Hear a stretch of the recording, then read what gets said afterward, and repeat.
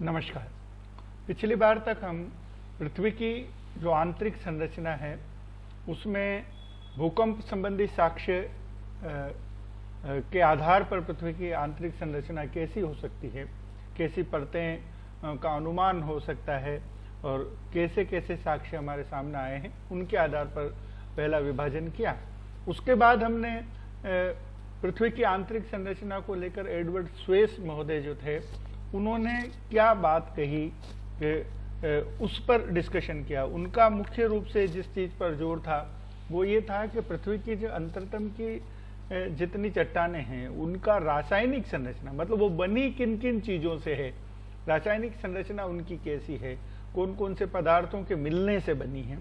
तो उनकी पदार्थों की प्रमुखता के आधार, वैसे तो कई प्रकार के पदार्थ पाए जाते हैं, लेकिन उन पाए जाने वाले पदार्थों के प्रतिशत प्रमुखता के आधार पर कि ज्यादा मात्रा में कौन कौन से पदार्थ पाए जाते हैं, उसके आधार पर एडवर्ड स्वेस की जो कल्पना थी उसको हमने डिस्कस किया।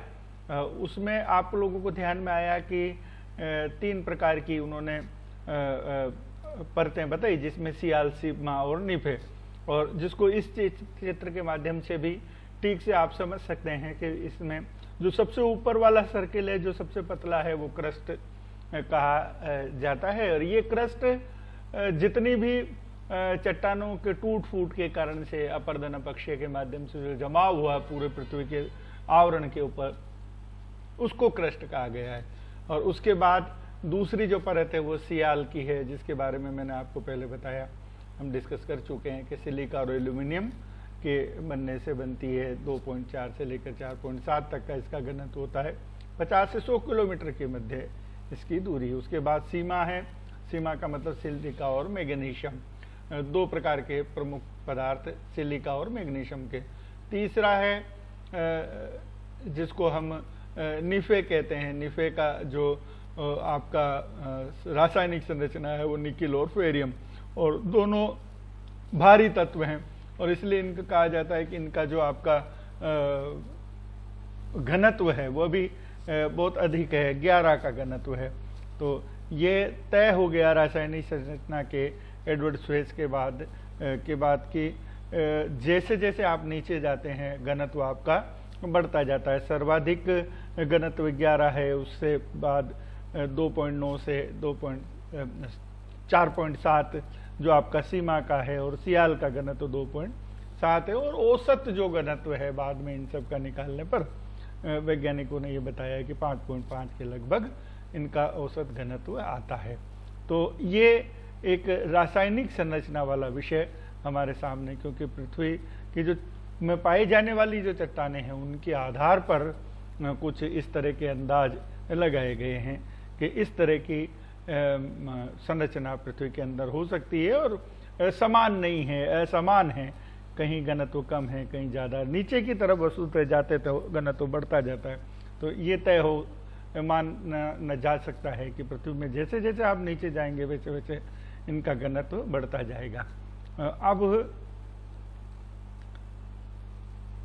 पृथ्वी की विभिन्न परतों की मोटाई, गहराई और स्वभाव के आधार पर एक मोटा एक जो जिसको कह सकते हैं विभाजन किया गया है, जिसमें 3 प्रकार के ये कह सकते हैं अपन के विभाजन किए गए हैं। जिसमें सबसे ऊपरी भाग को क्रस्ट कहा गया है, उसके नीचे वाले को मेंटिल, और उससे नीचे वाले को तीसरे नंबर का जो कोर है उसको कोर प्रदेश कहा गया है। वो उसको इस चित्र से आप आसानी से समझ सकते हैं कि सबसे नीचे, सबसे ऊपर का जो भाग है वो क्रस्ट है, जिसपे पर्वत और ये आपको नजर आ रहा है, वो ऊपर वाला भाग है। उसके बाद में मेंटल वाला भाग आता है।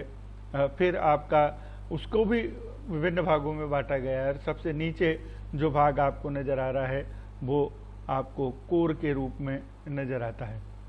तो एक विशेष ये कोर के रूप में आता है, ये आउटर कोर और इनर कोर, ऐसा करके उसको अलग अलग भागों में भी क्रस्ट जैसे है अपना ये सबसे ऊपर वाला जो भाग है, इसके लिए कहा गया है कि 100 किलोमीटर के लगभग है। और जितने भी ऊंचाइयाँ नीचाइयाँ आपको नजर आती है वो, और कोर जो है वो समुद्रों के नीचे देखिए आप बिल्कुल छोटी पतली परत पर, जबकि पर्वतों और पठारों के ऊपर इस तरह से बड़ी परत पाई जाती है। तो ये एक अपना एक विशिष्ट जो विश्लेषण है या अध्ययन है ये। अब ये कैसे विभाजन है, क्या है, इसको आगे हम देखते हैं। तो सबसे पहले क्रस्ट की बात करते हैं, जो पृथ्वी के धरातल पर जिस पर हम निवास करते हैं वो दो विभिन्न प्रकार के भाग पाए जाते हैं, स्थल भाग और सागरीय तल।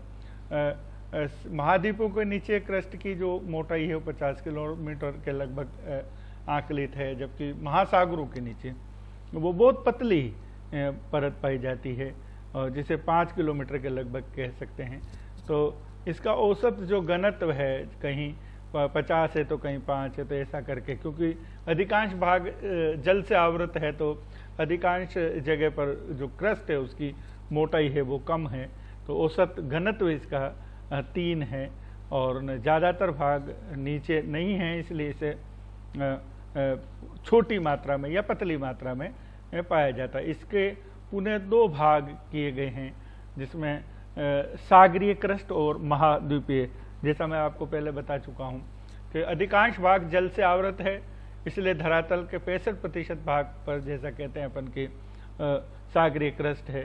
तो 5 किलोमीटर तक मोटाई औसत इसकी लगभग मानी गई है, और ये अधिकांश भाग जल से आवृत है, सभी स्थानों पर समान नहीं है। जहाँ सागर गहरे हैं वहाँ पर क्रस्ट, महासागरीय क्रस्ट पतला है, पतली परत है, और जहाँ पर महासागरीय क्रस्ट महासागर नहीं है, उथले हैं, कम गहरे हैं, वहाँ पर ये परत जो है वो आपकी मोटी पाई जाती है। उसके बाद आता है महाद्वीपीय क्रस्ट। महाद्वीपीय क्रस्ट से मतलब महाद्वीपों के नीचे पाए जाने वाला क्रस्ट।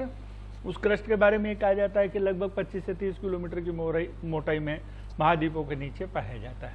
औसत मोटाई इसकी क्योंकि 25 से 50 तक है तो 35 किलोमीटर के लगभग, पर इसके बारे में भी वही बात है कि ये भी समान नहीं है, इसकी भी ऊंचाई अलग अलग तरह की है। ऊपरी परत अवसादी चट्टानों की दृष्टि से भी ये, जैसे ऊपरी सबसे ऊपर वाला जो भाग है वो अवसादी चट्टानों से निर्मित, क्योंकि जितने भी अपर्दय अपक्षय के पश्चात उपरांत जो मिट्टी बहकर आई है उनसे जिन चट्टानों का निर्माण हुआ वो अवसादी चट्टानें हैं, रूपांतरित चट्टानें हैं, या आग्नेय चट्टानें जिनके बनने से ये बनी है। ये क्षेत्र जो है महाद्वीपीय सबसे ज़्यादा भूकंप क्षेत्रों से प्रभावित है, यहाँ पर सबसे ज़्यादा परिवर्तन आपको नजर आते हैं। मेंटल क्रस्ट के नीचे का भाग औसत घनत्व जिसके बारे में कहा गया है 4 से 5